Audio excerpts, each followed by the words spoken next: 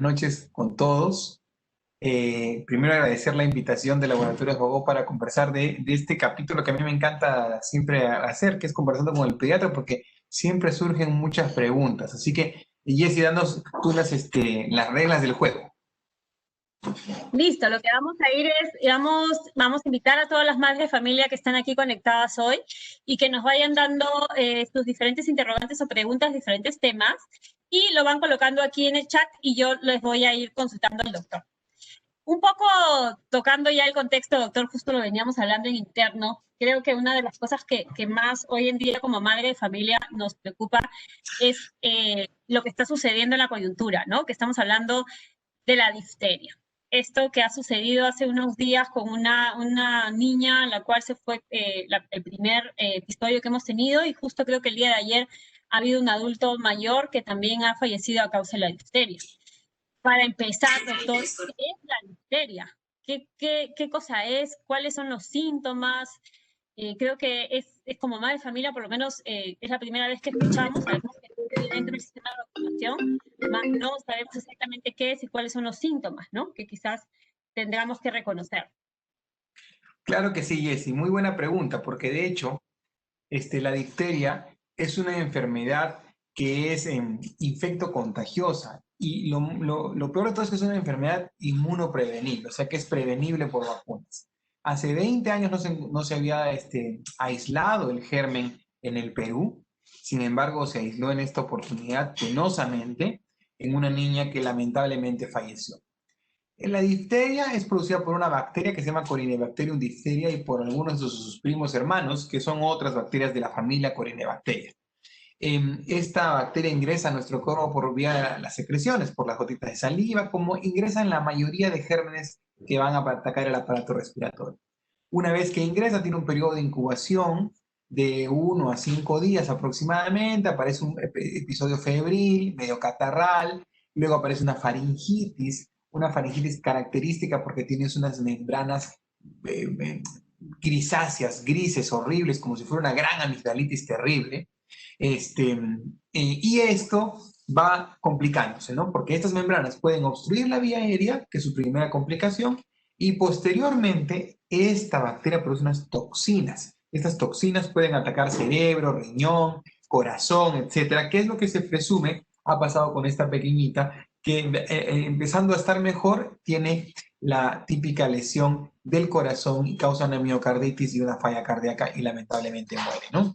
Entonces, es una enfermedad que rápidamente puede matar y que tiene una mortalidad muy alta, cerca de 10 a 15% en los niños no vacunados y sobre todo mucho más alta que el coronavirus, que tiene pues 1 a 5% en las peores series, ¿no? Entonces, es más mortal que el coronavirus, se contagia rápidamente, así que hay que tener en cuenta eso, ¿no?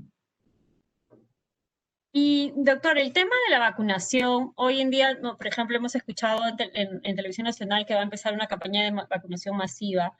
Entendemos que también por el tema del coronavirus las personas no han podido salir a vacunar a sus niños. ¿Cuál es el sistema de vacunación? ¿Hasta qué edad se vacunan? Los adultos, nosotros como yo, por ejemplo, ¿debería vacunarme? Eh, un poco me podría Ya, explicarnos ello, por muy favor. buena pregunta. La vacuna contra la difteria está incluida en la vacuna pentavalente que pone el Ministerio de Salud o en la vacuna hexavalente que uno puede adquirir de manera particular. Esta se pone a los 2, a los 4 y a los 6 meses. Luego viene un refuerzo que se coloca entre los 15 y 18 meses, que es ya sea pentavalente del Ministerio de Salud o pentavalente de marca, y luego se coloca otro refuerzo que va entre los 4 y los 5 años. Y posteriormente se coloca un refuerzo final a los 10 años. A partir de ahí, cada 10 años se debería de poner esta vacuna y deberíamos estar todos protegidos. Obviamente, con la pandemia, la vacunación de niños, que ya estaba venida menos en nuestro país, se cayó, como en todos los países de Latinoamérica. Y eso ha hecho que las mamás tengan vacunas retrasadas. Entonces, lo correcto aquí es acudir para que le vacunen y vayan paulatinamente recuperando las vacunas perdidas. No se revacuna. O sea, si el niño no tuvo una vacuna, le faltó la tercera dosis, no es que hay que empezar de nuevo. No, simplemente se completa. Hay algunas vacunas que ya no se pueden poner, como la vacuna de rotavirus hasta los 8 meses nada más. Una vez que ya fui a la posta y me vacuné, en la posta o en el pediatra, donde sea, ellos van a encargarse de armar un plan de vacunación. ¿Los adultos deben de vacunarse? Sí, deben de vacunarse. Si bien es cierto, el gran grupo de riesgo son los niños y los ancianos, los adultos nos comportamos como portadores asintomáticos. Entonces, al ser portadores asintomáticos, diseminamos la enfermedad sin hacer tantos síntomas. Y si tuviéramos vacuna, no pasaría nada. Así que a vacunarse, todos. Ok, doctor. Y, por ejemplo, una de las consultas es, o lo que hemos visto, por ejemplo, continuamente es un niño que tiene 3 años, normalmente le tocaría la vacuna ya a los 5 y de ahí a los 10. No hay necesidad de adelantarle la vacuna. Sí se puede adelantar. De hecho, en este situación, sí sería lo recomendable, porque, a ver, las vacunas no es que sean exactamente a esas edades, ¿no? Los pediatras manejamos unas recomendaciones que son del Centro de Control de Enfermedades de Estados Unidos, donde uno puede revisar, esta vacuna se coloca mínimo entre la primera y la segunda dosis, 4 semanas. Y entre la tercera y la cuarta, o sea que es la tercera que es al año y medio, y la quinta, perdón, la cuarta y la quinta, que es a los 5 años o 4 años, mínimo puede haber 6 meses de diferencia. Quiere decir que yo me puedo poner a los 18 meses y a los prácticamente 2 años puedo recibir la siguiente dosis. Y ya completé mis 5 dosis antes de los 5 años, que es lo que me va a dar una protección prolongada por 10 años, ¿ok? Por casi 10 años. Entonces, una vez que yo tengo eso, ya puedo estar tranquilo y recibir la siguiente vacuna. No quiero que se alarmen y que vayan corriendo a buscar la vacuna, etcétera, ¿no? Eh, Pónganse los que les faltan. Si dentro de su esquema de calendario de vacunaciones tiene pues el niño año y medio, pero le falta para los 4 un montón, yo podría esperar un tiempo porque recién lo acaban de vacunar. Pero si el niño tiene 3 años y 8 meses, sí valdría la pena ponerle la vacuna. Ok, doctor. ¿Es cierto que si tenemos la vacuna antitetánica ya no es necesaria la vacuna de la difteria?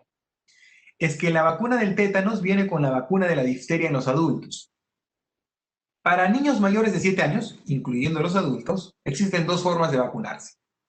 Con la difteria tétanos, que es una cosa que se llama DT, y con otra vacuna que tiene difteria, tétanos, pertusis, acelular, que es, digamos, la vacuna que más ponemos, TDAP se llama. Esta es una vacuna que se coloca incluso en madres gestantes. ¿Por qué? Porque si a mí me dan la oportunidad de vacunarme siendo adulto, ¿me pondría solo difteria y tétanos o me pondría difteria, pertusis y tétanos? Yo preferiría ponerme difteria, pertusis y tétanos, porque la pertusis es una infección que también, la tos convulsiva, ataca a los adultos con formas muy leves, pero que los niños pequeños sí los puede matar. Entonces, y en este momento yo no quiero ser ave de mal agüero, pero probablemente se nos vengan otros brotes de otras enfermedades, ¿no?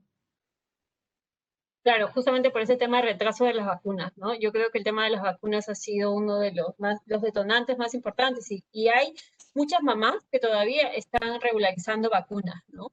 Claro, Eh, y es un ejemplo, un claro ejemplo de algo que los mamás de esta generación no han visto, que tú y yo no hemos visto como papás.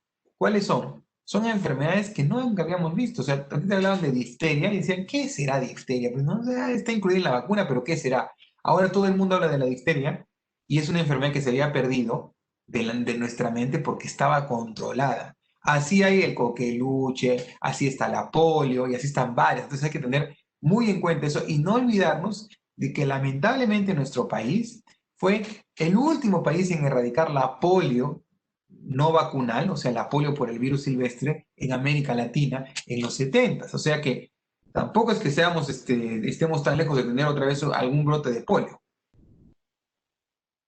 claro. Y nuevamente nos vuelven a conversar, dentro de las consultas vuelve a tener el tema de las dosis.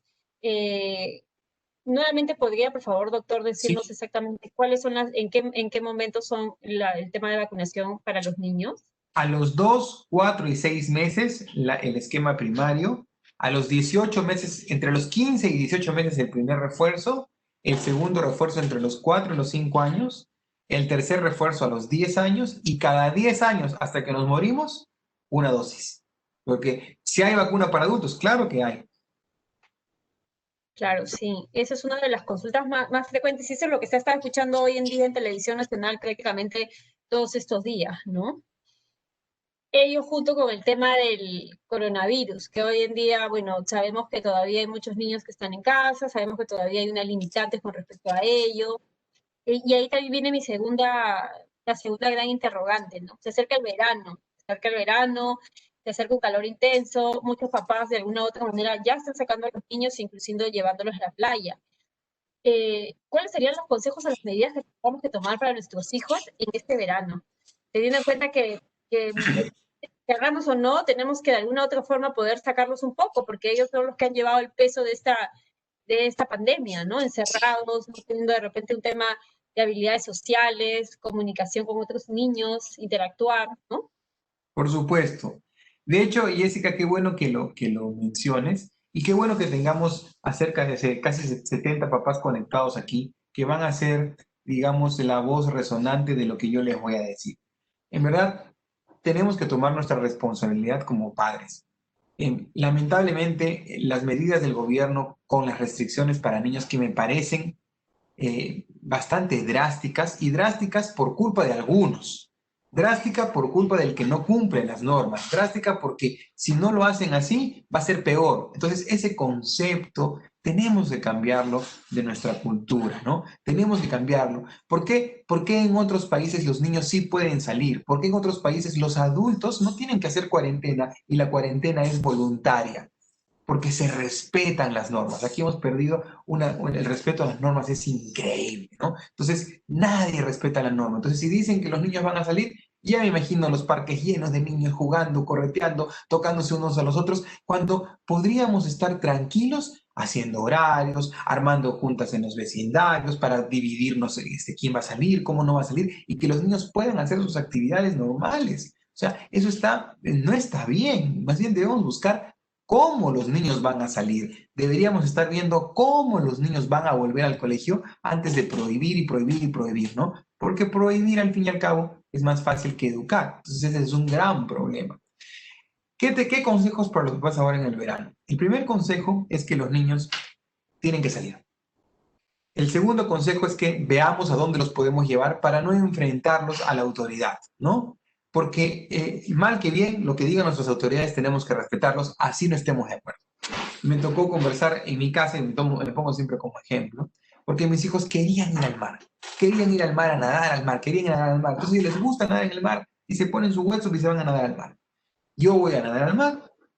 Entonces, ¿qué había? Que en ese momento la policía empezó a hacer redadas, que no dejaban entrar a nadie, que no tenían la norma clara, etc. Entonces, yo como adulto podría discutir con un policía, bueno, mal que bien, y respetar la norma, sí, pero exponer a un niño no tiene sentido. Entonces, salir con los niños y pelearse con la policía y pelearse con los serenajos, no. Entonces, busquen lugares que sean seguros, quizás campo abierto, quizás el parque más cercano a su casa, vean los horarios donde hay menos gente, analicen esa situación.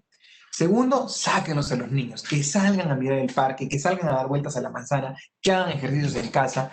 Y en el verano, hidrátenlos bien, usen un bloqueador solar, tengan su gorrito, porque realmente el calor va a ser insoportable. Y yo no me imagino ver a los niños con mascarilla, con el calor. Tratemos de buscar las horas más tempranas de la mañana y las de más tarde, de la tarde, para que no haya tanto sol. Y cuando el sol esté muy caliente, muy fuerte, quizás mantenernos bajo sombra para que no sumemos un factor más a la pandemia, ¿no? Las diarreas, las insolaciones, las quemaduras solares, etc. Ya es complicado, o sea, hoy día de hoy, noviembre, ya salir con mascarilla y el protector facial ya es complicado para un adulto. Yo no entendería en verano esto para un niño, ¿no? Por Sofocante. supuesto. Y claro, y ese es otro concepto, el de las mascarillas, ¿no? Porque no existe un dato científico que diga quién sí y quién no. En teoría, todos deberíamos usar mascarilla, pero un niño pequeño, menor de 2 años, puede correr el riesgo de asfixiarse si es que no está bien controlado, sí. Segundo, y para mí lo más importante, es que una mascarilla bien puesta funciona. Pero una mascarilla que termina siendo una banderita o de juguete es más un foco de infección. Entonces, si mi hijo va a estar con la mascarilla como una banderita jugando por todos lados, es lo mismo que tenga mascarilla que no tenga mascarilla. Que le ponga el protector facial. Los protectores faciales lamentablemente no han demostrado disminuir mucho más que la mascarilla. La suma de protector facial más mascarilla sí, pero el protector facial solo, lamentablemente no, porque las gotitas, las microgotas, viajan. Entonces, el sentido de usar una mascarilla es que la microgota se quede en la mascarilla. Entonces, si el niño va a estar cogiéndose la mascarilla a cada rato, su mano está contaminada y se puede contagiar, ¿no? Entonces, eso hay que tener en cuenta. Doctor, y aquí hay una consulta, es los bebés, justamente los menores de 2 años, que no les podemos poner las mascarillas. Un bebé, por ejemplo, de 2 meses, ¿cómo podemos llevarlo a su consulta con el pediatra cuando sabemos de todas maneras que hay muchos niños que van a estar de repente y quizás sin mascarilla? ¿Cómo lo protegemos? Como mamá, yo tengo una niña de 1 año y todavía no puedo usar mascarilla y a veces Claro. cuando llevo a los controles me da ese temor, porque igual voy a ver niños que no tienen la mascarilla y quizás puedan ser un foco de contagio y no lo sabemos. Entonces, sí hay un temor, ¿no? Por supuesto, esa es una muy buena pregunta. Y aquí yo siempre apelo al sentido común de los papás. A ver, si tengo un niño de 2 meses, ¿necesito usar mascarilla? ¿Para qué? El que tiene que protegerse soy yo como papá, y como yo casi lo tengo en brazos porque tiene 2 meses, no creo que esté caminando, entonces el que tiene que hacer distanciamiento físico soy yo. Si yo hago distanciamiento físico, el niño no se va a contagiar. Si tengo una niña como en tu caso, de 1 año, tendré que evaluar la condición que tiene mi hija y cómo es, ¿no? Si es una niña súper inquieta, traviesa, que le encanta y que me encanta que sean así, que le encanta coger todo, etcétera, tendré que evaluar el riesgo de dónde la voy a llevar para que no se contamine, ¿no es cierto? Si no puedo usar mascarilla y la voy a usar como banderita, o la voy a usar como banderita, como dijimos, pues no usará mascarilla. Trataré de llevarla a lugares donde no haya acúmulo de personas, donde pueda mantener el distanciamiento físico. Es difícil, pero no imposible, ¿no? No imposible. Doctor, ahora también que se acerca el verano, estamos viendo de que la economía se va reactivando. Hemos visto que hay muchas instituciones o organismos o academias como natación que están aperturando para los niños. ¿Se produce el contagio bajo el agua? ¿Hay No, posibilidades ahí? muy buena pregunta. El cloro inactiva este virus. De hecho, al inicio de la cuarentena salieron varias publicaciones de asociaciones internacionales de natación refiriendo que efectivamente el coronavirus muere con el cloro, porque, o sea, no es que este coronavirus sea más resistente que los otros coronavirus, este coronavirus es igual de sensible que todos los demás coronavirus, solamente que produce una enfermedad distinta a la que conocíamos y que recién hemos aprendido a conocer, pero en su estructura, en su cápside, en su envoltura, etcétera, es igual que todos los coronavirus, que son virus a los cuales ya estamos acostumbrados y ya los conocemos, que son los que producen el resfrío. Entonces, cuando uno utiliza cloro, mata el coronavirus. Entonces, en la piscina no hay riesgo de contagio. El problema serían los camerinos, los lugares de cambiarse, porque ahí vas a estar en un lugar cerrado, metido con varias personas. Entonces, ahí es donde puede haber contagio. Más que en la piscina. Entonces el cuidado sería más a la hora del cambio que a la hora propiamente de repente de la actividad en sí. Por eso que lo que se va a permitir no es la piscina como actividad recreativa, sino la piscina como actividad deportiva, ¿no? Los niños que van a ir a entrenar natación o que son parte de un equipo de natación y los adultos que hacen natación o que son parte de un equipo, sí van a poder asistir. Pero ir a una piscina no tiene sentido, pues porque va a ser un foco de contagio, ¿no? Es como que yo dijera, muy bien, vamos a hacer una parrillada en el parque para todos los vecinos. Es lo mismo. Exacto. Aquí nos hacen una pregunta sobre la pitiriasis. ¿Se trata con algún medicamento o llega a desaparecer? Porque le acaba de aparecer a un bebé de 1 mes de nacimiento, es lo que nos comenta una mamá. La pitiriasis es una reacción de la piel que en verdad está súper bien estudiada, pero no sabemos todavía la causa real, ¿no? Entonces, generalmente con cremas humectantes mejoran. Ahora hay varios tipos de pitiriasis, la pitiriasis alba, la pitiriasis rubra, etcétera, ¿no? Si es que no hay mejoría con una crema humectante, a veces se puede intentar un antimicótico, pero lo correcto es, en ese caso de las pitiriasis recalcitrantes que no mejoran con una crema humectante, que esté dermatológicamente testeada, que tenga un pH adecuado para la piel, y que tenga componentes que hidraten la piel, sí sería bueno acudir al dermatólogo. Ok. Y oye, ahora que estamos también con este cambio de clima, vemos a muchos niños que están como que sobándose la nariz, se soban los ojos, les produce una cierta tosecita. No necesariamente puede ser un tema de repente algo más proceso bronquial, pero va más a nariz, ojos y un poco de estornudo. ¿Esto podría ser considerado como una rinitis alérgica? Sí, de hecho es una alergia, ¿no? Los síntomas de la rinitis alérgica son escozor nasal, escozor ocular, ronquido en la noche, dormir con la boca abierta, mocos matinales que dificultan o molestan un poco y que generalmente se asocian al cambio de estación. Entonces se llama rinitis alérgica estacional o hay la otra que es peor, que es la rinitis alérgica perenne, ¿no? En ese caso, el tratamiento de primera línea es un antihistamínico y si los antihistamínicos no funcionan, usar un corticoide nasal para que se pueda controlar la enfermedad. Porque ¿cuál es el problema de la rinitis en los niños sobre todo? Es que se vuelvan respiradores bucales. Cuando un niño se vuelve respirador bucal, rompe el equilibrio como fuimos desarrollados por la naturaleza. ¿Por qué? Porque la boca no está hecha para respirar. La boca está hecha para alimentarse y beber agua. La nariz está hecha para respirar. La nariz cumple una función de filtro, de calentador, de humidificador del aire, que hace que el aire no llegue turbulento hacia los bronquios y los pulmones. La boca no. Cuando un niño respira por la boca, empieza a hacer faringitis a repetición, amigdalitis a repetición, etc., ¿no? Entonces, hay que controlar la nariz para que el niño vuelva a respirar por la nariz. Sí, porque normalmente siempre hemos visto a niños que le revisan normalmente todo el tema respiratorio y bronquial y nos damos cuenta de que no tienen nada, pero sin embargo vemos siempre la chis, vemos siempre los moquitos, las picazones, ¿no? En ese caso lo que usted nos recomendaría sería empezar con un antihistamínico.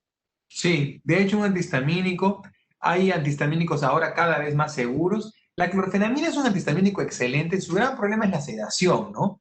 Entonces, casi ya no usamos mucho la clorfenamina porque puede producir sedación y de hecho en niños pequeños hasta medio riesgosa es, ¿no? Y tenemos varios antihistamínicos, ¿no? Tenemos levocetiricina, que son moléculas mucho más elaboradas, más seguras, que no dan sueño y controlan el síntoma, que eso es lo importante, ¿no? Aunque a veces la mamá quiere que se duerma, pero no, eso no debe pasar. Sí, sí es cierto, los antihistamínicos producen bastante tema de somnolencia, ¿no? Pero también es cierto que no a todos los niños, ¿no? Es cierto. Nuevamente hablando quizás de mi caso puntual, tengo dos niñas, a una le doy, se queda dormida en el acto, pero a la otra le he dado y en verdad no le provocó ningún tipo de sedación, todo lo contrario, la veía más activa, ¿no? Claro, hay niños que se ponen un poco más activos con los antihistamínicos y es un efecto medio paradójico, ¿no? Porque deberían dormirse, pero así es verdad. Entonces, en ese caso, usar un antihistamínico de la mano de su pediatra, porque si el niño viene usando antihistamínico todos los días, probablemente ya haya que cambiar a un corticoide nasal para controlar la enfermedad. Eso Controlar. también era la otra consulta, ¿no? ¿Por cuánto tiempo se da el antihistamínico? Si bien sabemos también el cuerpo se acostumbre, sobre todo el de los niños, ¿no? Hay papás a veces que de repente automedican porque piensan que están haciendo un bien, pero eso también tiene que ser siempre recomendado por el especialista.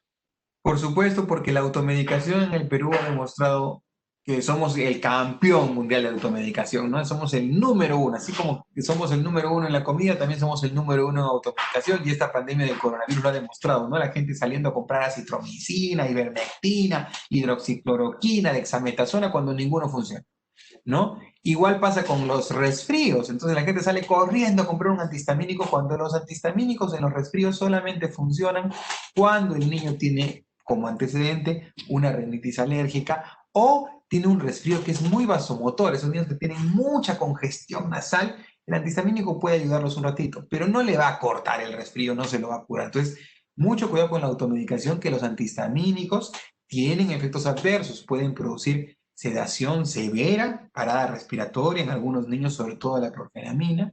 Los más modernos no tanto, algunos tienen alguna asociación con problemas de arritmia, pero son casos esporádicos, pero igual hay que tenerlos alejados de los niños porque no queremos que el niño termine tomándose todo el frasco del jarabe y termine en la emergencia haciéndole un lavado gástrico. Y en el caso de los bebés, ¿también se pueden dar antihistamínico, doctor? A partir de los 6 meses hay algunos antihistamínicos que se pueden usar. Por ejemplo, la levocetiricina se puede usar a partir de los 6 meses. Hay estudios con toda la seguridad de usarlo, ¿no? La clorfenamina a partir del año. Los demás, casi todos a partir del año. Incluso algunos a partir de los 2 años, pero los usamos como si fueran normal, ¿no? Entonces, sí se pueden usar. Antes de los 6 meses, la rinitis alérgica, dejo en potestad del pediatra de cada pediatra que conoce a su paciente, usar o no usarlo, ¿no? Si bien es cierto, hay cosas que a veces no están escritas en los insertos de los medicamentos y que no son recomendadas, mejor dicho, que no se permite su uso, el pediatra, siendo un facultativo, siendo un médico que va a prescribir y vigilar a su paciente, puede hacer uso de algunos de ellos, obviamente conversando con la familia de que van a hacer el tratamiento porque lo necesita el niño. De acuerdo. Y ahora, ya que se acerca el verano, doctor, nuevamente comentando el tema del verano, ¿cuáles son los cuidados que deberíamos tener un poco con los recién nacidos? Sobre todo la hidratación, ¿no? Y el sobreabrigo, ¿no?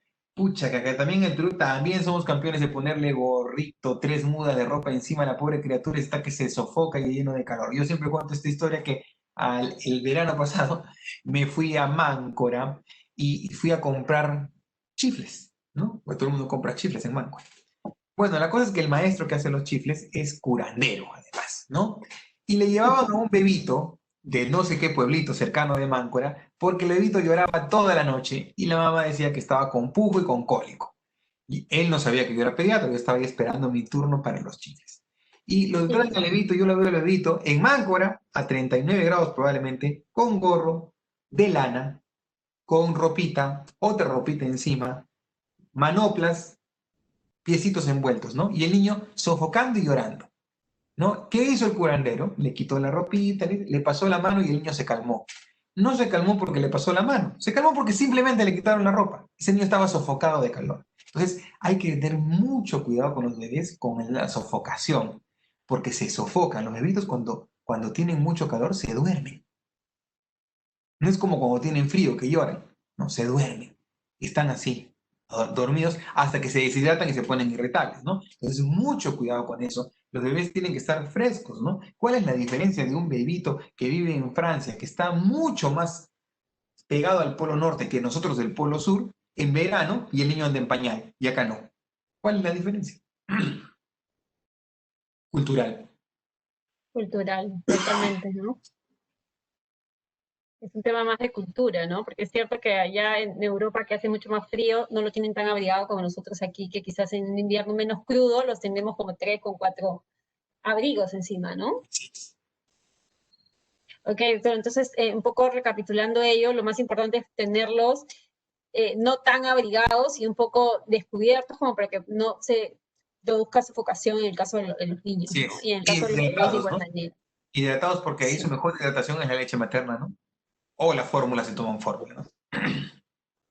Hablando de la leche materna, doctor, aquí tenemos una consulta sobre una mamá que nos habla sobre la crisis de lactancia de los 3 meses. Dice, su bebé llora mucho y no es como, llora demasiado como si no se satisfaciera con la leche, ¿no? Sí, claro. Son los brotes de crecimiento. Uh-huh. Si los brotes de Y crecimiento... aquí, Sí, dime, te escucho. sí, aquí la pregunta es cuánto dura esta crisis, cómo hacer para poder aliviarla, porque es siempre el temor de la mamá que mi bebé no se alimenta, ¿no? Siempre creo que siempre hay un temor ahí. Claro, por supuesto, es el temor de la mamá que el bebito no se alimenta, mi leche no le alcanza, ¿no? Pero a ver, yo le digo a esa mamá que cree que su bebito no se alimenta y la leche no le alcanza, es cómo ganó de peso. Ah, ganó 1 kilo. Entonces, ¿cómo no se va a estar alimentando, no? Entonces, aquí hay dos conceptos. El primer concepto, que no todo llanto es teta. ¿Ok? El niño no solo llora porque tiene hambre. El niño llora porque quiere a su mamá al lado, el niño llora porque quiere olerla, el niño llora porque quiere tener la teta como chupón, lo cual no está mal, es algo natural y que va a desaparecer en el tiempo. El niño llora porque le duele algo, etcétera, etcétera, etcétera. Entonces, primer consejo, no todo llanto es teta. Segundo consejo es en el brote de crecimiento, se caracteriza porque el niño llora, quiere comer, pero no quiere comer, vomita, vuelve a comer, pero no quiere comer. Entonces está irritable, fastidioso, ¿no? Nadie ha descubierto que realmente esto exista. Son más recomendaciones de expertos que han analizado esto. Sin embargo, tiene mucho que ver con el estado de ansiedad de la mamá, con el nivel de tranquilidad que le puede transmitir al bebé, ¿no? Eso de que yo estoy ansiosa y le paso a mi bebé por la leche no es cierto, pero el bebé sí puede ser menos atendido por una mamá que tiene mucha ansiedad, que está muy preocupada, que le da mucho valor subjetivo a cualquier cosa. Entonces, para una mamá que está en esa situación, y que es comprensible por todos los cambios hormonales que ocurren, en el que el niño llora y la mamá cree que se va a morir, que tiene cólica, obstrucción intestinal y que hay que operarlo, es distinta que una mamá que lo toma con calma. ¿Ok? Entonces, primero tomarlo con calma, no con tanta calma como para no hacer nada si el niño para llorando más de 2 horas, pues no, obviamente. Y lo segundo es tener paciencia porque la crisis y su brote de crecimiento generalmente dura 1 o 2 semanas. Si dura más, mejor vayan al pediatra. De acuerdo. Y hablando justamente de alimentación, doctor, el tema del reflujo, ¿cómo controlamos ello? ¿Debemos preocuparnos o no debemos preocuparnos? El reflujo, Yesi, es una condición fisiológica. Todos los bebés del mundo, sin excepción, tienen reflujo. No todos vomitan, pero todos tienen reflujo. Algunos silente, otros no silente. ¿Por qué? El reflujo, ¿cómo se manifiesta? Como hipo. Entonces, el hipo es un signo de reflujo. Entonces, ¿qué bebito no ha tenido hipo? Todos, ¿ok? Entonces, todos tienen reflujo. Ahora, hay reflujos que son mucho más agresivos, que se llama, ya no deja de ser un reflujo fisiológico. Cuando este reflujo se vuelve agresivo y el niño no gana peso o los síntomas son tan serios que afecta el desarrollo de su vida diaria, sí hay que darle tratamiento, ¿ok? Y ese será el pediatra el indicado a considerar y evaluar si va a dar tratamiento, si va a hacer exámenes, porque el reflujo no solamente es sinónimo de reflujo, sino puede estar enmascarando algunas otras condiciones, como alergia a la proteína de leche de la vaca, intolerancia a algún disacárido, etcétera, ¿no? Entonces, eso es lo más importante. Ok, y si seguimos con el tema de la alimentación. En el caso de la mamá, que tienen bebés todavía pequeños, de 2, de 3 meses, la alimentación que la mamá tenga que tener tiene que ser sumamente estricta, sana. Hacemos una consulta a ello porque nos dicen, no, ya mi bebé tiene 3 meses, puedo tomar gaseosa, puedo tomar café, en algo le impacta a mi hijo si tomo estas bebidas. Ya, muy bien. Las mamás deben comprender que la conexión que tienen con su bebé no empieza el día que son fecundados estos bebitos. Empieza ahí, pero termina cuando el bebé deja de lactar. ¿Ok? Mientras haya una conexión física y sobre todo por una secreción, que es la leche materna, entre ese bebé y esa mamá, probablemente vamos a tener que cuidar mucho la alimentación porque puede afectar al bebé, independientemente de que la alimentación materna afecta a la propia mamá. Entonces, cuando a mí me preguntan, ¿puedo tomar una copa de vino? No le va a hacer nada al bebé. El problema es que te puede hacer algo a ti, ¿ok? Entonces, el alcohol no es un buen vehículo como para alimentarse. Puedes tomarte una copita de vino, no va a pasar nada, sí, no va a pasar nada, pero que no se vuelva una costumbre, porque eso se afecta a tu hígado, etcétera, etcétera, etcétera, ¿no? Cuando el bebé come, perdón, cuando la mamá se alimenta, su alimentación debe ser variada y balanceada, no exagerada. No es que la mamá que está dando de lactar tiene que comer el doble. No es que la mamá que está dando de lactar tiene que tomar más leche para tener más leche, porque si no la vaca tomaría leche y no comería pasto.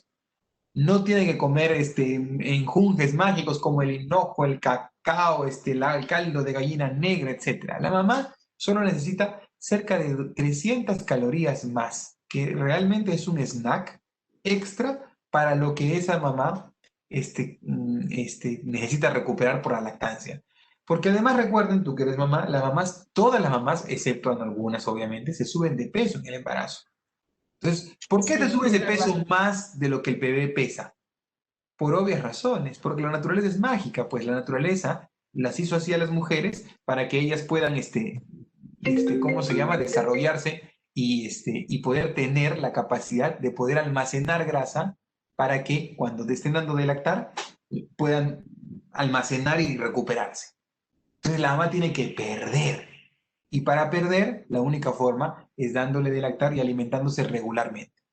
Alimentos ricos en fibra, bajos en azúcar, bajos en grasas saturadas, alimentos, proteína animal, que es la carne, el pescado, etcétera. La mitad de la semana y un poquito más, menestras la otra mitad de la semana, alimentos ricos en fibra, en fuentes de vitaminas, que son las verduras de colores, ¿no?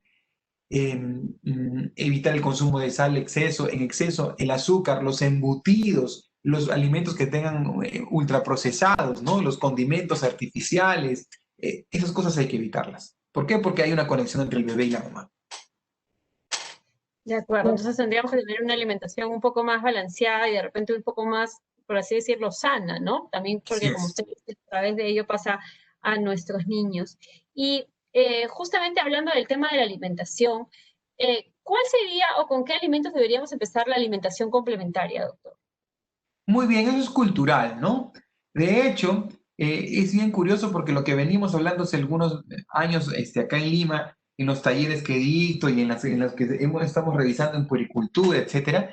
Ayer tuve una reunión con algunos amigos pediatras revisando las charlas de la Academia Americana de Pediatría, que es digamos, el ente rector.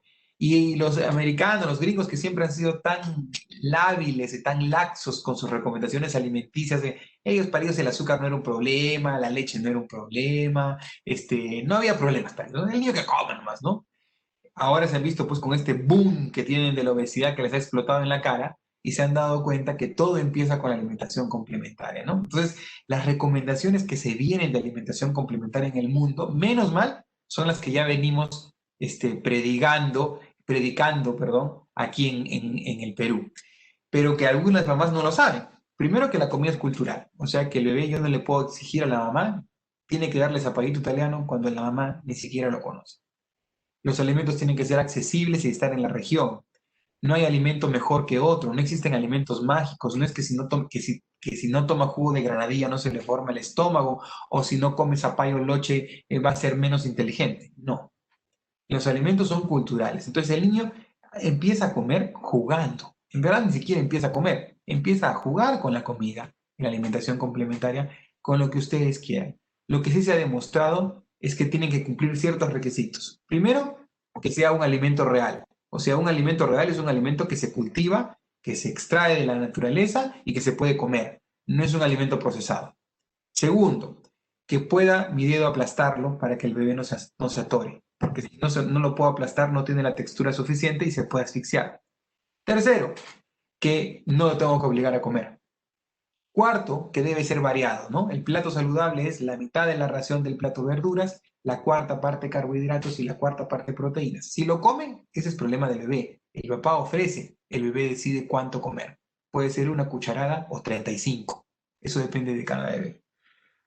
Cuarto, que debemos fomentar la ingesta de alimentos ricos en hierro, ¿no? En el hierro M tenemos las carnes rojas, el hígado, sin volverlo un santo, ¿no? Porque también pasa que, doctor, no me come el hígado, ¿qué puedo hacer? Bueno, pues habrá que darle otra cosa, pues, ¿no? El hígado no es mágico tampoco.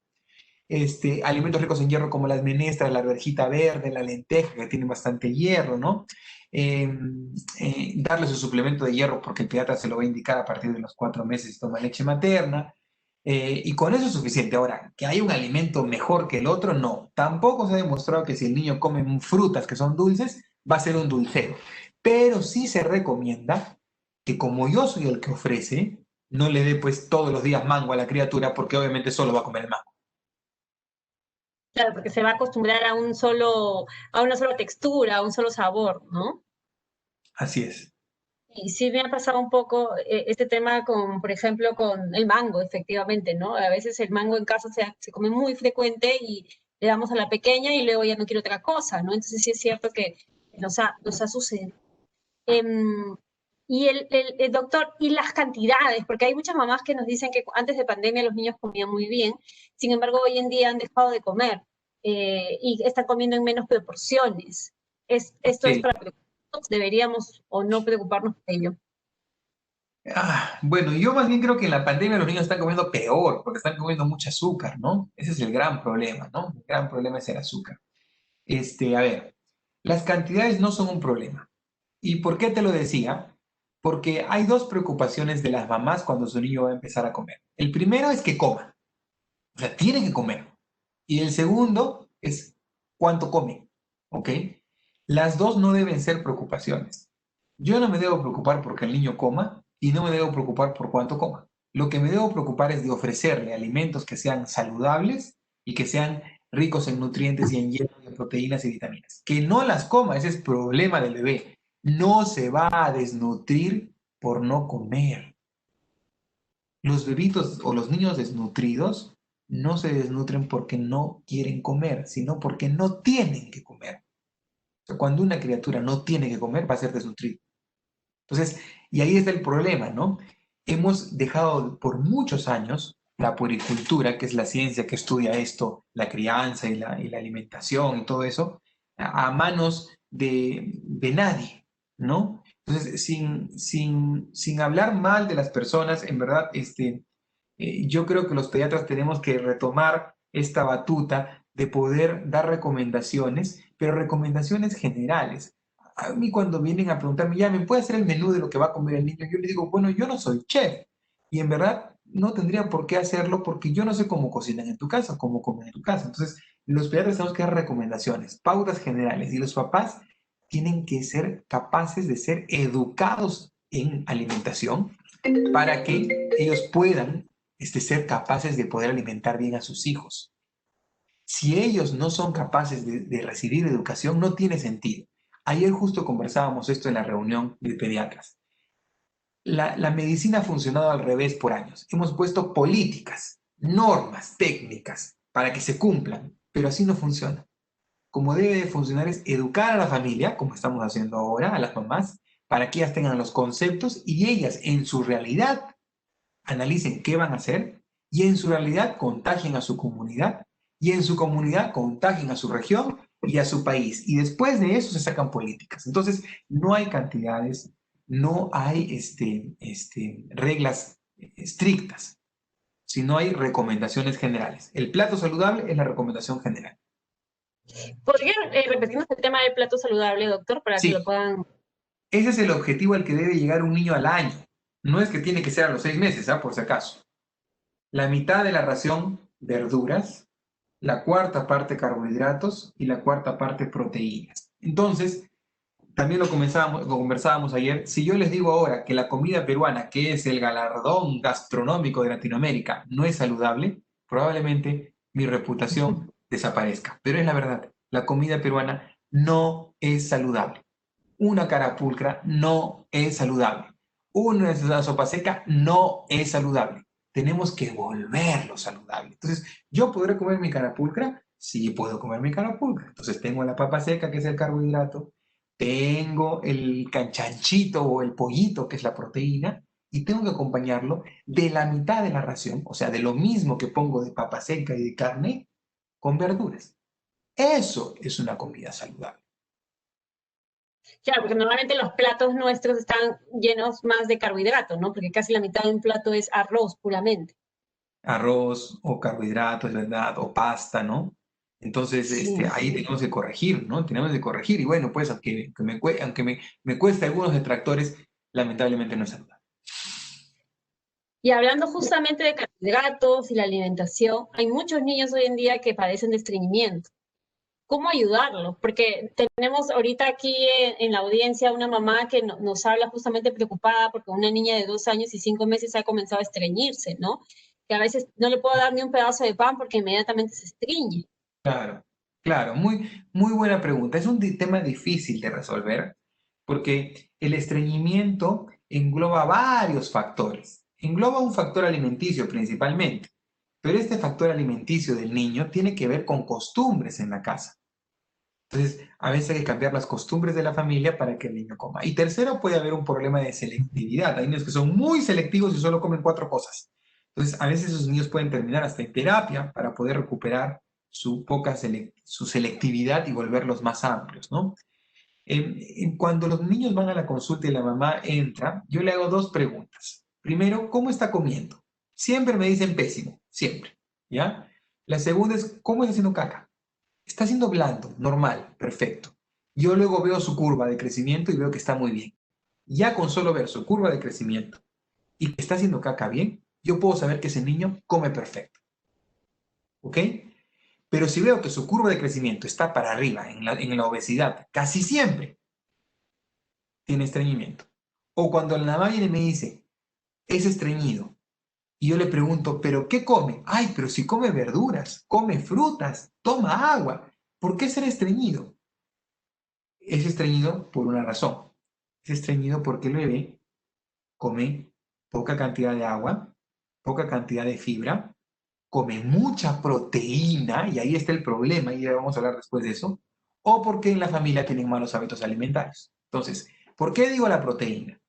Porque cuando el bebé empieza a comer, nos preocupamos mucho porque coma la carne, el pollo, el pescado, el huevo, y nos olvidamos que está tomando leche. Y la leche es una proteína, ¿ok? Entonces nos olvidamos de eso. Hay un estudio muy interesante hecho en el Perú sobre la cantidad de nutrientes porcentualmente que se ofrecen a los niños. La alimentación peruana es pobre en zinc, pobre en hierro, pobre en vitaminas, rica en proteínas, alta en carbohidratos, altísima en azúcar.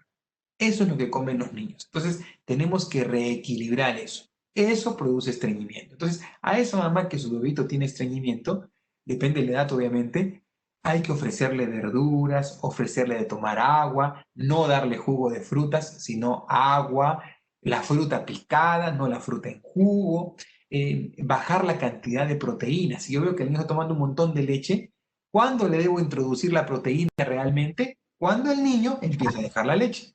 Cuando ya no toma leche después del almuerzo, ahí meterle la proteína, ¿no? Y cuando come proteínas, siempre recordar que no es el lunes de lentejas, es el lunes, el miércoles y el viernes. Esos 3 días debemos de comer proteína vegetal que tiene un montón de fibra y que es nutritiva y que ayuda con el estómago.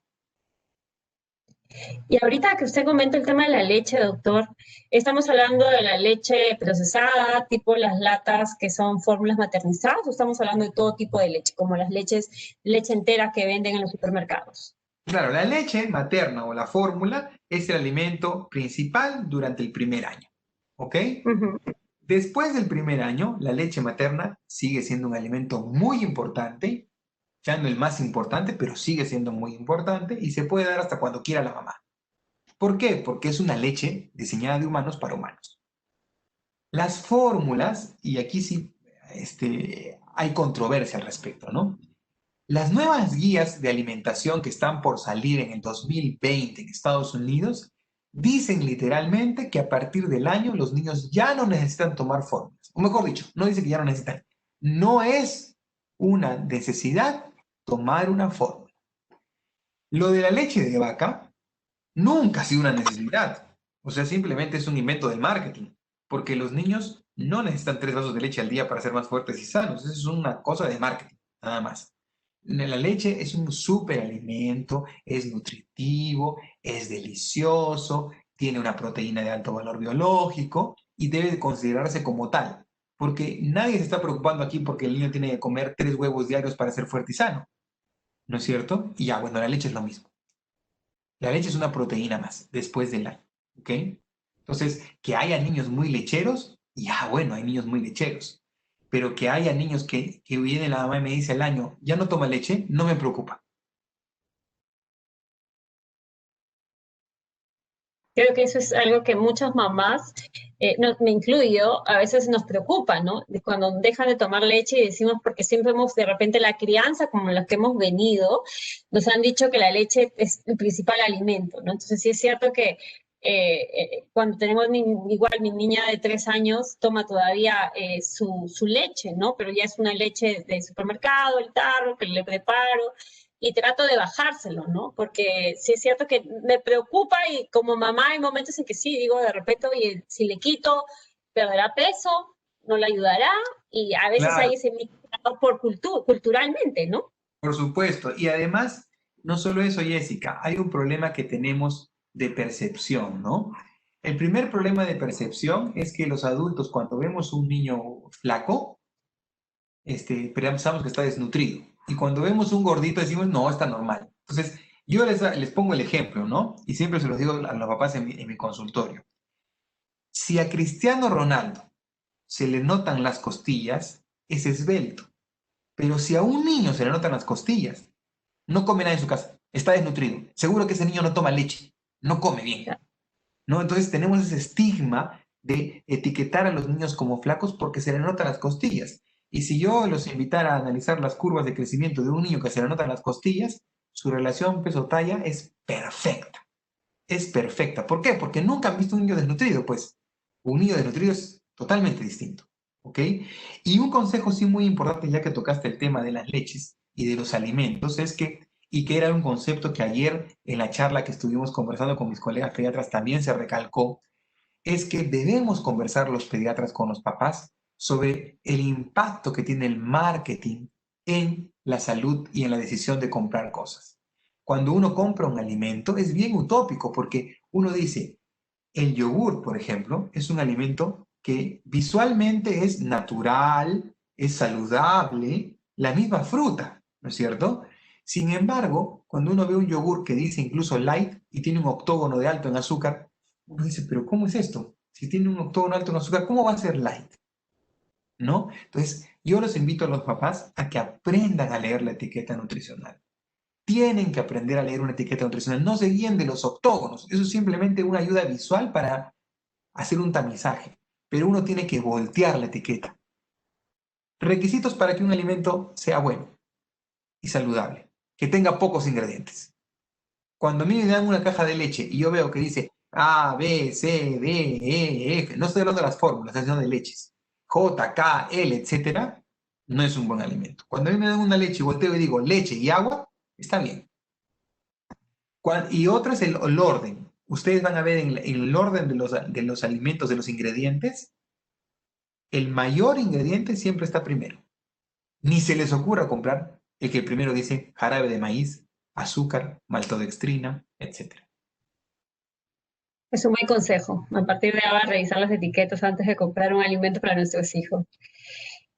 Continuamos con el tema del estreñimiento. Hay mamás que nos dicen que han utilizado en algún momento algunos medicamentos como la lactulosa o el polietilenglicol, si no me equivoco, justamente para como ablandador de heces. ¿Qué tan recomendable es utilizar esto y por cuánto tiempo? Sí se pueden usar, pero hay que usarlos como un vehículo para corregir la causa del estreñimiento. Y generalmente la causa del estreñimiento en un niño sano, porque hay niños obviamente que tienen enfermedades propias del intestino, o niños que tienen trastorno del espectro autista, selectividad, etcétera, que pueden tener un estreñimiento mucho más severo y que hay que tratarlo de otra manera. Pero en los niños sanos, comunes y silvestres, es un vehículo para corregir los malos hábitos alimentarios. Yo lo utilizo para desimpactar al niño. Una vez que lo he desimpactado, lo mantengo por unos meses mientras se transforma la alimentación en la casa. Si no, no funciona. Es más un tema de ayudar, como dice usted, a poder liberar un poco el estómago. Y usted nos comentó sobre líquido. ¿Cuánto, ¿Cuánto es lo que debe tomar un niño en promedio de agua? Hay alguna tablita que circula por ahí que no tiene ningún valor académico porque a alguien se le ocurrió. Sin embargo, la recomendación es que cuando el bebé toma leche materna o fórmula, ahí está tomando un montón de agua. ¿Ok? Sin embargo, cuando empieza la alimentación complementaria, entre 1 a 2 onzas de agua, después de comer alimentos sólidos, es una recomendación. ¿Ok? Para que no se estríe. Cuando los niños ya no toman leche materna ni toman fórmula, vamos empezando desde 500 mililitros al día alrededor del año hasta llegar a los famosos 2 litros de agua al día a los 12 años. Entonces tenemos todo ese rango, ¿no? Más o menos, más o menos. Aquí lo importante más que medirle la cantidad de agua es que el agua se convierta en el vehículo, mejor dicho, en el líquido que se utiliza en la casa para tomar, para calmar la sed. Porque si en la casa, en el almuerzo, se toma chicha morada o limonada, no, pues ¿cómo va a tomar agua el niño? Nadie va a preferir agua a limonada. Nadie, ni nosotros. Nos jale el azuquita, el dulcecito. Entonces, el agua tiene que estar por todos lados. El niño tiene que tener su toma todo, tiene que ser amigable, visible, de la figurita que le guste, de los stickers, no sé, de lo que quiera. Pero que tome agua, que esté al alcance de él el agua cada rato para que la tome.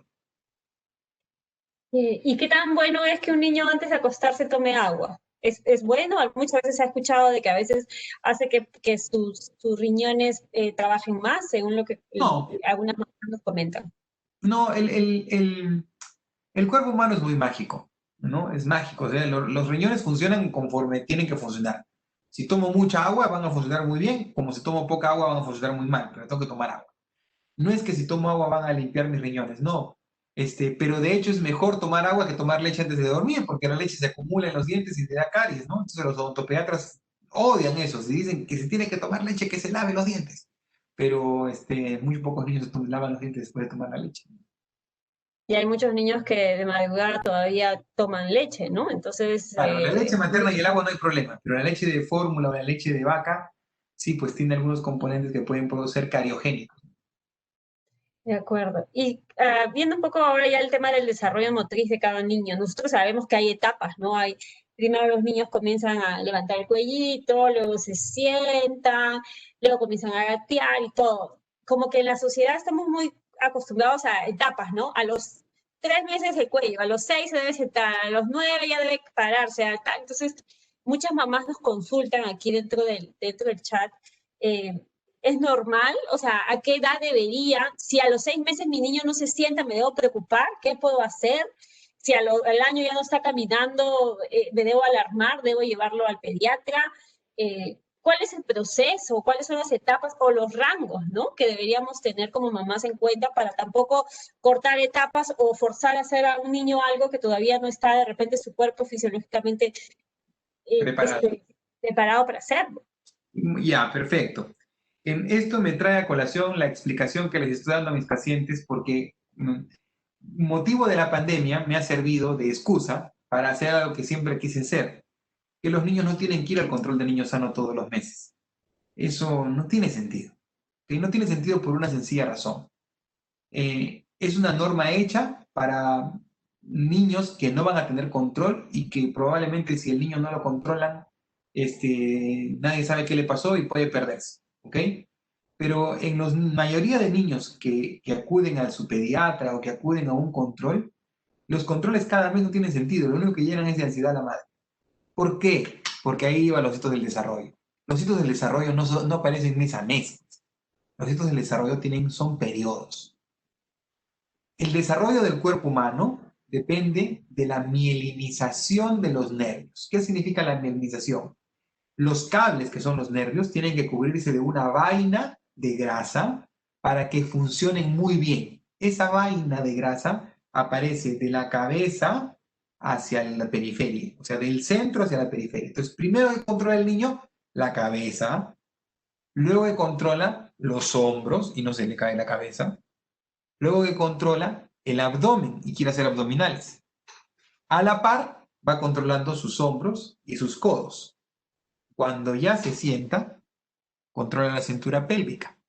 Cuando ya quiere gatear, controla el tronco inferior y va controlando sus muñecas. Y cuando ya va a caminar, controla sus dedos. Entonces, así de armónico es el cuerpo humano. Eso ocurre desde los 0 meses hasta el año. Hay hitos más específicos, por ejemplo, caminar, ¿no? Y ese es el otro ejemplo que siempre les doy. Un bebé sano camina entre los 10 meses y los 18 meses. O sea, entre los 10 meses y el año y medio. El que camina a los 10 no es más inteligente ni más hábil que el que camina a los 15. ¿Por qué? Porque probablemente el que camina a los 15 es el perfecto gateador. Entonces, ¿para qué va a caminar si gatea? Entonces, a los papás no se preocupen por competir con el vecino o con el primito. Todo niño tiene su tiempo. De hecho, su pediatra es el indicado a darse cuenta si hay algún retraso. Eso es lo más importante. Y respecto al habla, doctor. El lenguaje tiene dos fases, una comprensiva y una expresiva. Si yo a mi niño, que tiene 1 año y medio, le digo, ¿me puedes traer el zapato rojo? Y me lo trae, no me preocupo porque vaya a hablar, porque de todas maneras va a hablar. Pero si yo le digo, tráeme el zapato rojo y me mira y no entiende nada, me debo de preocupar. Y si después de los 2 años y medio a 3 años no dice ni una sola palabra, también debería pasar una evaluación por terapia del lenguaje para considerar que hay alguna necesidad de algo. Eso de las palabras es un referente, ¿no? O sea, dice más de 5 palabras, más de 10 palabras, los pediatras los tomamos como referente, pero a veces ni siquiera necesitamos evaluarlo cuando vemos a un niño completamente sano, ¿no? De acuerdo. Y nuevamente tomando el tema del peso, doctor, si un niño gana peso significa necesariamente que se está alimentando. Ese creo que sería nuestra principal forma de medir, por ejemplo, a una mamá para darle una tranquilidad. No siempre. porque a veces el niño le toca periodos en que no tiene que ganar peso, sobre todo cuando empieza a gatear o a caminar y no gana peso, pero crece, ¿no? Entonces, yo siempre le digo a la mamá, a ver, ¿por qué estás preocupada? Porque no has ganado más que 100 gramos este mes, el mes pasado lo pesaste y ha pesado solamente 100 gramos más. Otra razón para no controlarlo todos los meses, ¿no? Para darle más tiempo. Bueno, pero ya, si lo veo todos los meses y gana solo 100 gramos. A ver, volteémonos a verlo. El niño está feliz, saltando, moviéndose para acá, sabe los colores, ha crecido.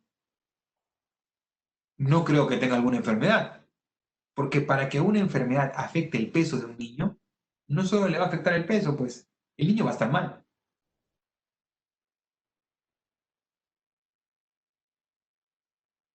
Claro. Ese es uno de los puntos claves. Como mamá, sí es cierto que muchas veces nos preocupamos de repente por si mi bebé está sano o no, o mi hija está bien, y a veces el peso ha sido un referente, ¿no?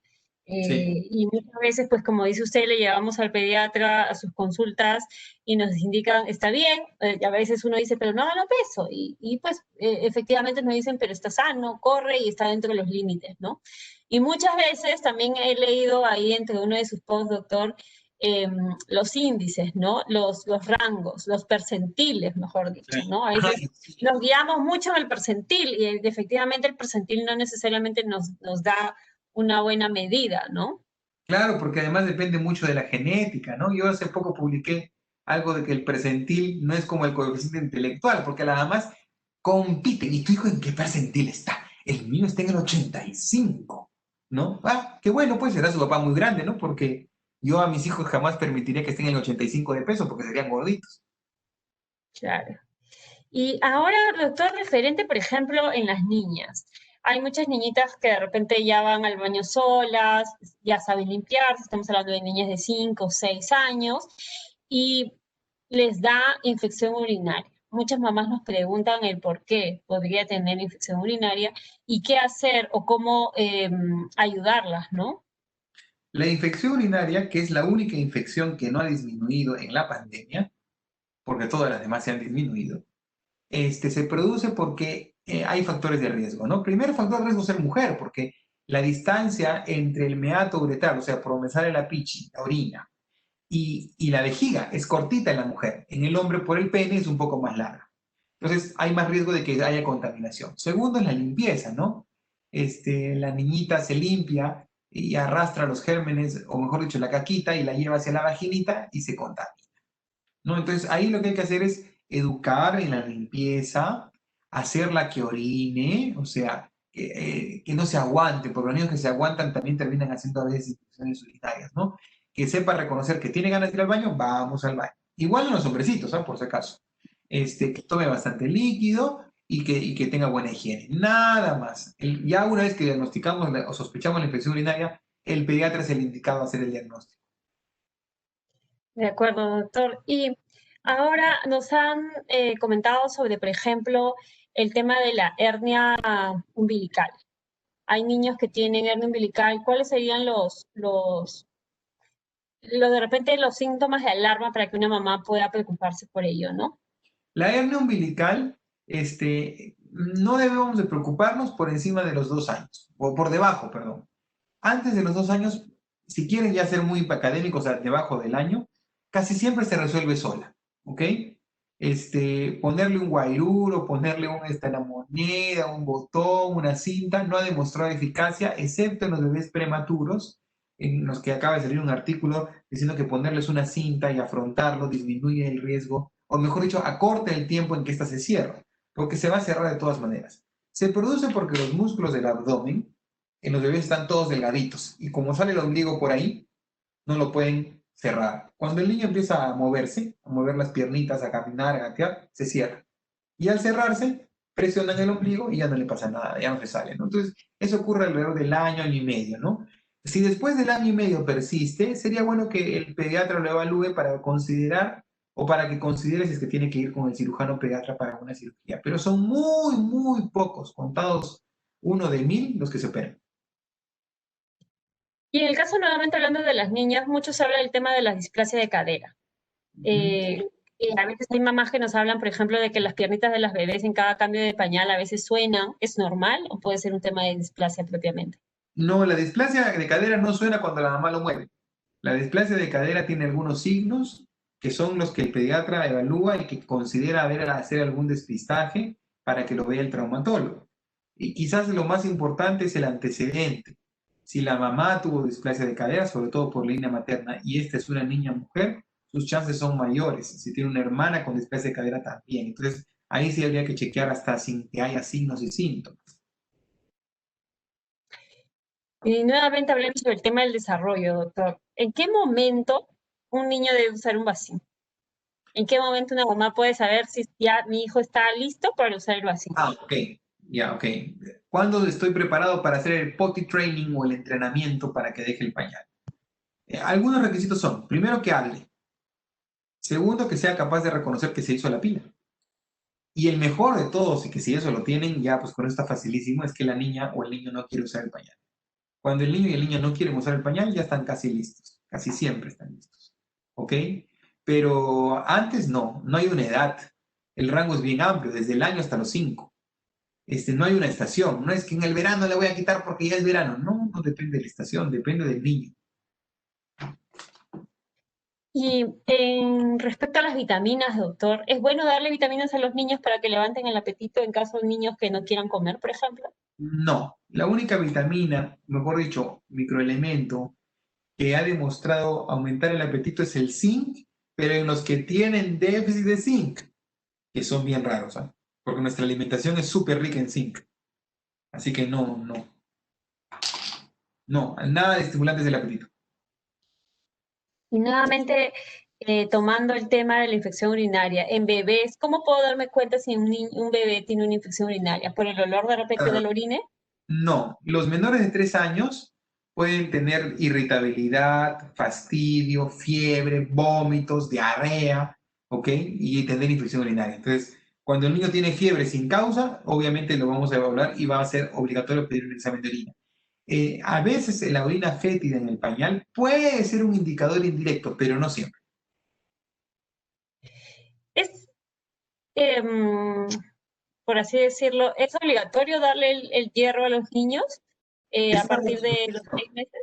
Claro, es una recomendación de la OMS darle hierro a partir de los 4 meses si toma leche materna y a partir de los 6 si toma fórmula.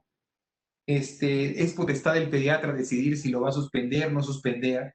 Sin embargo, sí hay la recomendación de alrededor del año hacer un examen de hemoglobina para confirmar que este niño que está tomando hierro requiera más, menos o no. De acuerdo. Em, hemos respondido a casi una gran cantidad de consultas, pero nos vuelven a preguntar, doctor, y quizás como para terminar, a las personas que no se pudieron conectar al inicio, nos vuelven a hablar sobre la difteria. Quizás podrían nuevamente comunicarnos para que las personas que no se conectaron en un inicio puedan de repente ayudarles, tener una idea de ello. Ya, perfecto. En resumen, la difteria es una infección bacteriana por una bacteria que se llama, valga la redundancia, Corynebacterium diphtheria, que se caracteriza por una infección en la garganta con una membrana de pus de color gris horrible, que puede obstruir la vía aérea y que tiene una toxina que cuando se libera puede producir falla cardíaca, falla en el riñón, en el hígado o lesiones en el cerebro. Por eso es tan mortal, ¿no? 10 a 15% de mortalidad en niños pequeños, es que es altísima. Lo más importante de esta enfermedad es que es prevenible con una vacuna. La vacuna de la difteria viene incluida en las vacunas que se colocan a los 2, 4 y 6 meses, en el refuerzo que se pone entre los 15 y 18 y en el refuerzo que se pone entre los 4 y 5 años. Y hay un refuerzo extra que se pone a los 10 años y de ahí en adelante cada 10 años deberíamos de vacunarnos incluyendo los adultos. Entonces, si su niño ha perdido la vacuna porque fue la pandemia, acuda al centro de vacunación para que le retomen la vacuna, no se revacuna. O sea, no se vuelve a empezar, se retoman nada más las vacunas. Si su hijo está cerca a los 4 años y tiene 3 años, 6 meses, póngale la vacuna. Es mejor ponérsela ahora en este momento antes de que esta enfermedad pueda crecer un poco más. Y si usted es adulto, póngase la vacuna, porque la vacuna se pone cada 10 años. Bueno, si es que no han tenido historia de vacunas, puede ser que les recomienden ponerse 2 o 3 dosis, ¿ah? Eso sí es verdad. pero hay que vacunarlos. Es la única forma de controlar una enfermedad que no debió haber reaparecido. Claro, porque normalmente yo creo, hablo en mi caso, por ejemplo, no me acuerdo de haber tomado una vacuna hace un buen tiempo, salvo la vacuna de la gripe que estábamos, la influenza, que es la que se coloca todos los años, pero no recuerdo haber, por ejemplo, en mi caso, haber puesto una vacuna y creo que muchos de nosotros estamos en la misma situación, ¿no? Así es. Y imagínate tú, hay muchos médicos que no tienen vacuna de difteria, eso sería inconcebible. Sí, me imagino, porque como muchos habían ya comentado, la difteria había estado como de cierta manera erradicada en el país, pero por este tema de, de la coyuntura, muchas mamás han dejado de vacunar y finalmente pues esto ha sido una consecuencia. Esperemos que no haya otra enfermedad que rebrote, ¿no? Porque Así es, dice, ahí el sarampión está rondando. ojalá que no llegue a suceder más allá, doctor. Ojalá. Eh, Bueno, doctor, yo le doy las gracias en nombre de Laboratorios Vago y del ETT4 por estar nuevamente aquí con nosotros el día de hoy. No sé si usted quiera dirigirse al público, decir algo más. Bueno, que tengan mucha confianza en las vacunas, que solamente cuando hay miedo nos acordamos de las vacunas y después las chancamos, ¿no? Pero las vacunas son seguras, tienen muchos años de investigación, más investigación que el paracetamol que se toman o que el ibuprofeno que se toman. Así que tranquilos, con confianza, cualquier cosa, pueden consultar con el pediatra. Lávense las manos, seamos responsables de los actos que tomamos y que hacemos, por favor. Saquemos a los niños a dar una vueltita al parque, saquémoslo a manejar su bicicleta y a manejar su scooter, saquémoslo con seguridad, hablemos de la epidemia de una manera asertiva, de la pandemia, perdón, no de una manera tan negativa para que no se asusten y nada más. Bueno, doctor, como le digo, le doy las gracias. Aquí dejo sus datos, el doctor Roberto Somocurcio, ustedes lo pueden encontrar por Facebook, Pediatra y Papá. Atención también en la Clínica Angloamericana al 01-616-8910. Y por Doctoralia, el doctor también hace sus citas. Y bueno, nada, doctor, gracias nuevamente, lo vemos dentro de poco tiempo, espero nuevamente por aquí. Y a todas las mamás que se han conectado el día de hoy, muchísimas gracias por estar presentes y comentarles que esta conversación con el doctor será grabada y será publicada en el Facebook de Laboratorios Bagolte. Muchísimas gracias a todos por estar presentes, que tengan muy buenas noches. Buenas noches.